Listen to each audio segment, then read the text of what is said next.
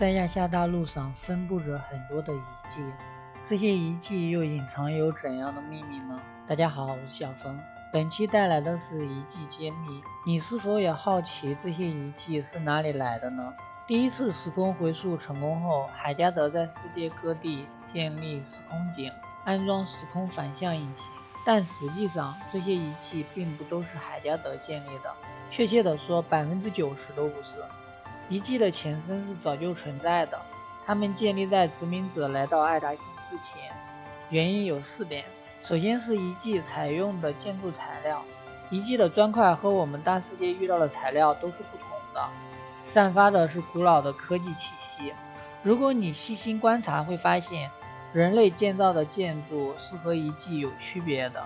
第二点是遗迹里面的雕像，雕像和爱达人找不到任何共同点。如果是爱达人建立的遗迹，放这些雕像显然是没有任何理由的，就算是神意也不可能长这样子，更何况他们是不被大众知道的绝密存在，这样大肆修建雕像显然也不明智。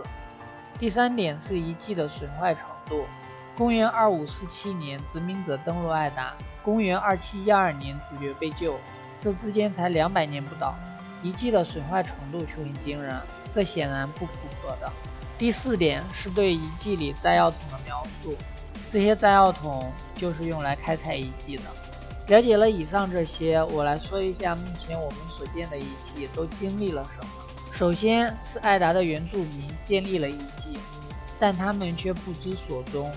然后是地球殖民者登陆了爱达，当时的当权者是旧联邦，他们发现了遗迹的存在，开始在遗迹周围建设基地，对遗迹进行开采。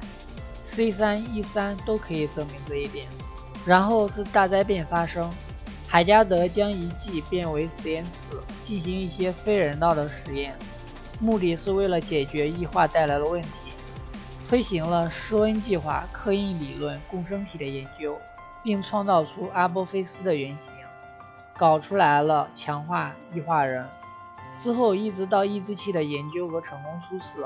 这之后猎狗帮、掠夺者和爱达之子也对遗迹产生了兴趣，他们驱逐了原本的工作人员，占领了遗迹。